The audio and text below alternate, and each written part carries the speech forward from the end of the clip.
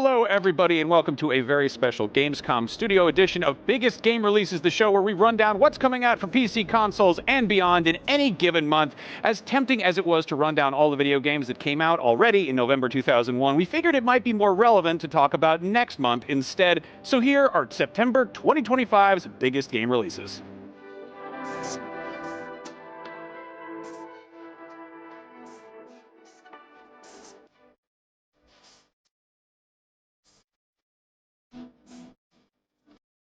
Before we get into it, just a friendly reminder that we all work really hard to make these videos as informative, accurate, and up-to-date as possible, but video game release dates change constantly, whether that means a very last-minute delay, a surprise announcement, or something in between. And it is extremely possible, if not likely, that some new information falls through the cracks in this video. Also, this is a series made by actual human beings, and unlike cold, unthinking, infallible machines that think glue goes on pizza and the word Oreo is a palindrome, sometimes we screw up. So apologies if that happens. We're sorry. Please be kind, and for best results, always check your local listings. Now let's talk about some video games. On September 3rd, there's Hirogami on PC and PS5, a 3D platformer set in a world inspired by origami, the Japanese art of folding paper, and potentially kirigami, which is the art of folding and cutting paper. If you prefer something a little heavier than paper and scissors, you can rock out in the metal-looking Jotunnslayer Hordes of Hell, which is a roguelite horde survival game rooted in Norse mythology. That's on PC, PS5, Xbox Series, and PC. I already said PC. Hey, remember how I said sometimes video game release dates come out of nowhere? Well, we got a doozy over here. Hollow Knight's long-awaited sequel, Silksong, finally got a release date in the middle of Gamescom. You probably heard about it already. September 4th, it's coming to basically everything. Happy birthday, Silksong fans. Or just happy September 4th, I guess.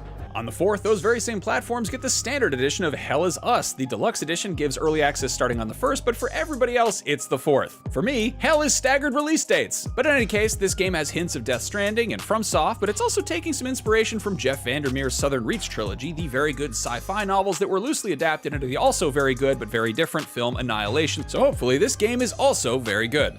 September 4th also sees the release of Indiana Jones and the Great Circle's first DLC expansion, The Order of the Giants. This is coming to all platforms the game is already out on, which sadly does not yet include the Nintendo Switch 2, but if you're a Nintendo Switch 2 owner itching for a game that starts with the Lucasfilm logo and has John Williams-esque orchestral stabs throughout, Star Wars Outlaws gets a port that day, which adds a few exclusive features to the new Nintendo hybrid, like touchscreen minigames, and both the Outlaws DLC expansions will be available for that one day one. If you're more into Studio Ghibli than Lucasfilm, take a gander at Kejora, which hits PC that day. This hand-drawn puzzle platformer follows a trio of friends who realize their village is stuck in a time loop.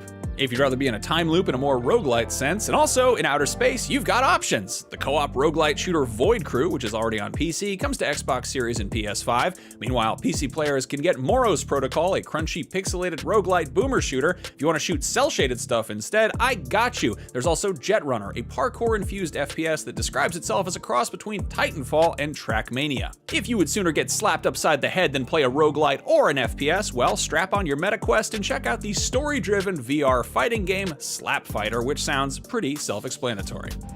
If you want to rage against the machine in a game whose title incorporates the title of a James Cameron movie as well as the name of a discontinued, youth-oriented Toyota-owned auto brand, well, Daemon Ex Machina Titanic Scion is probably for you, I think. The sequel to the 2019 mech action game, which is coming to Switch 2, Xbox Series, PS5, and PC. If you want something with slick anime aesthetics that's a little more cerebral, there's also Shuten Order, which blends puzzle, dating sim, survival horror, and escape room mechanics and themes into something that looks pretty out there, which is to be expected since it's from the creator of Danganronpa. That's on PC and Switch. If you'd rather be shooting some three-pointers, there's also NBA 2K26 that day as well on everything, though people who pre-ordered the premium editions that include early access will have been playing this game since last month. If you're repulsed by the idea of a sport where one must propel a large ball a short distance into a vessel it's going to fall out of, and you'd prefer to play a game about propelling a very small ball large distances into a vessel where it'll probably stay put, well, that's oddly specific, but you're probably going to enjoy Everybody's Golf Hot Shots. This is the first new installment in the casual, cartoony golf series in 8 years, and while it's historically been PlayStation exclusive, this new one is coming to PC and Switch as well. Golf!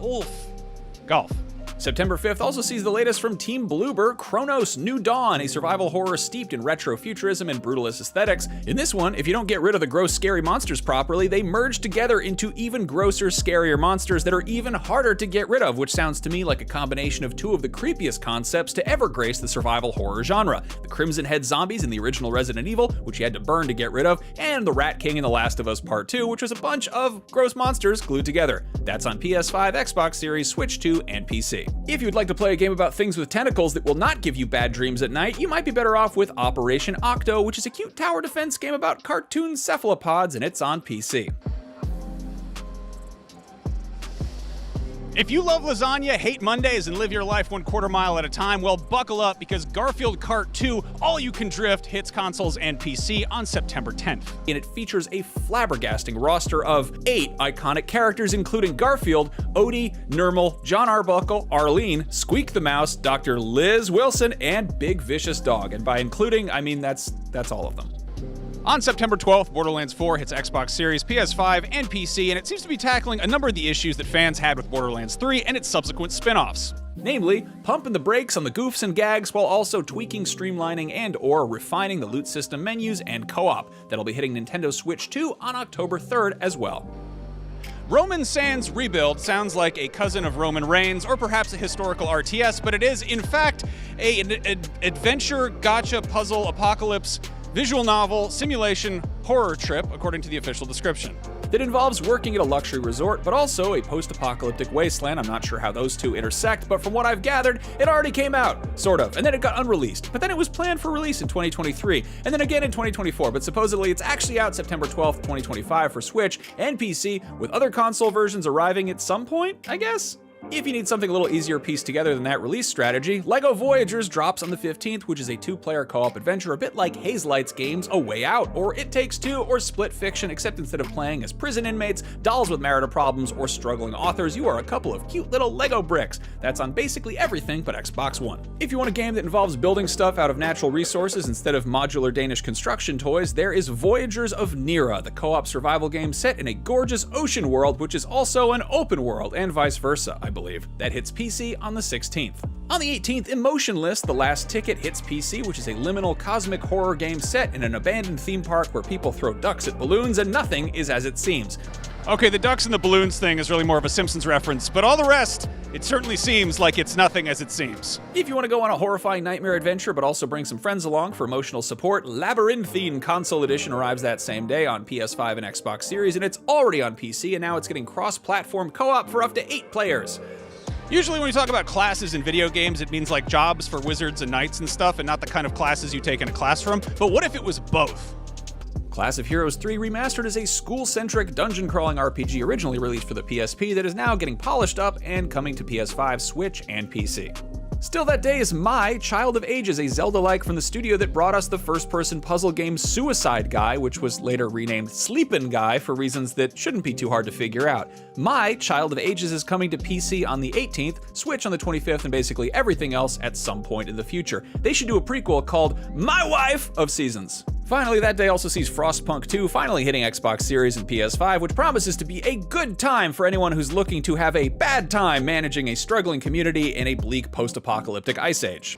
If you're a fan of roguelites and you've ever wanted to guard a sacred tree, well, great news, because on the 19th, there is Towa and the Guardians of the Sacred Tree, which also has that guy in it. Which is a roguelite that presumably also entails some arboreal enforcement. That means guarding a tree, I think. That's on PS5, Xbox Series, Switch, and PC. Still that day on Switch and PC and PS5 is Trails in the Sky First Chapter. This is, in fact, a remake of the first game, ergo First Chapter, in the long-running Trails series, so if you're looking for a good jumping-on point, this could be for you. And if you've been playing since day one and don't remember everything that happened in a game from 21 years ago, this could also be for you. All of these games could be for anybody if you think about it. If you want to brutally murder a bunch of dead stuff that's not entirely dead and do some parkour while you're at it, well, great news, because Dying Light: The Beast is also out this month. which is one of those games that started off as DLC before spinning off into a whole thing of its own. And hey, that's how we got Legend of Zelda Tears of the Kingdom. But on the other hand, it's also how we got Saints Row Gat Out of Hell. Hopefully this goes more like the former than the latter, but we'll have to wait and see. On the 23rd, you can explore the world of gelatinous agriculture in Slime Rancher 2 on PS5, Xbox Series, and PC, or the world of electrophysical puzzle solving in House of Tesla on PC. Some people will try to tell you that denial is not a river in Egypt, but those people are lying to themselves. If you'd like to uncover the truth of some literal pyramid schemes, Agatha Christie Death on the Nile retells the classic whodunit in an adventure game form, but it sets it in the groovy 1970s. That's on PC, Switch, Xbox Series, and PS5. If you'd rather solve mysteries in the 1960s Japan while also getting the F word scared out of you, Silent Hill F arrives on the 25th as well. This is the first mainline entry in the beloved psychological horror series in 13 years, but it's also deviating from the mainline games by not actually taking place in the state of Maine. Curious to see how this one lands with longtime Silent Hill fans and curious newcomers alike. That's on Xbox Series, PS5, and PC. Still that day is Consume Me, a semi-autobiographical indie life sim following a teenage girl who is struggling with an eating disorder and body image issues, which has a cute, colorful aesthetic, but something tells me it gets pretty dark. That's on PC and Mac. When Sonic the Hedgehog says he's gotta go fast, don't worry, he's talking about increasing his velocity, not decreasing his chili dog intake. Sonic Racing Crossworld sees the Blue Blur and his usual cohorts hitting the road with some detours by way of sea, air, and space, but with a roster that's gonna get pretty crowded post-launch. Some free DLC characters include Ichiban Kasuga from Like a Dragon, Joker from Persona 5, and Hatsune Miku from the discontinued 2013 Japanese Domino's Pizza app. A live performance of Love for Night, produced by Domino's Crew. Here we go! But wait, there's more. There's a ton of post-launch DLC planned with the season pass, including SpongeBob and Patrick, and also a bunch of critters from Minecraft. So it seems like it could be a big ol' Super Smash Bros. Style crossover kart racer. Personally, I hope they add my top 8 favorite Garfield characters. Garfield, Odie, Nermal, John Arbuckle, Arlene, Squeak the Mouse, Dr. Liz Wilson, and Big Vicious Dog. On September 25th, the American football season will officially be underway, but if you roll your eyes at the idea of a football that won't actually roll because it is technically a prolate spheroid, you're in luck because EA Sports FC 26 is here to help you achieve your goals. You can play that basically everywhere, and if you get the Ultimate Edition, you can play it even more everywhere with early access that starts on the 19th. That time of year has come once again where I'm obligated to say the word atelier out loud, heralding another entry in Koei Tecmo's long-running RPG series. The latest installment, Atelier Resleriana, the Red Alchemist and the White Guardian. It's an all-new single-player RPG with new protagonists, a free-roam overworld, and multi-level dungeons. That's on PS4, PS5, Switch, and PC. If you want to play an overhauled version of a beloved RPG that came out in 1997 rather than the latest installment in a series that started then, the fan-favorite strategy spin-off Final Fantasy Tactics is getting a modern makeover with the Ivalice Chronicles. It's got full VO, cleaned up graphics, and a bunch of gameplay tweaks, and it's coming to everything except Xbox One. Sorry, Xbox One. And finally, if Alien Earth has your HR Giger counter going haywire and you want to blast some acid-blooded biomechanical perfect organisms with an M41A pulse rifle and or get your skull caved in by the steel-fanged inner jaw of one, well, me too. And luckily, Alien Rogue Incursion, last year's VR-exclusive shooter, is getting a non-VR Evolved Edition. Bear in mind that is only part 1, so expect a cliffhanger after all the facehuggers and chest bursters. That's coming to PC and PS5 on September 30th. And there you have it. Those are a whole bunch of games coming out in September 2025. Not all of them, but a whole bunch. If you want to stay 1000% up to date, go grab the IGN Playlist app. You can track all the games you've ever played, all the games you've ever wanted to play, and even make weird playlists like the top 2 Garfield games featuring fan favorite character, Dr. Liz Wilson.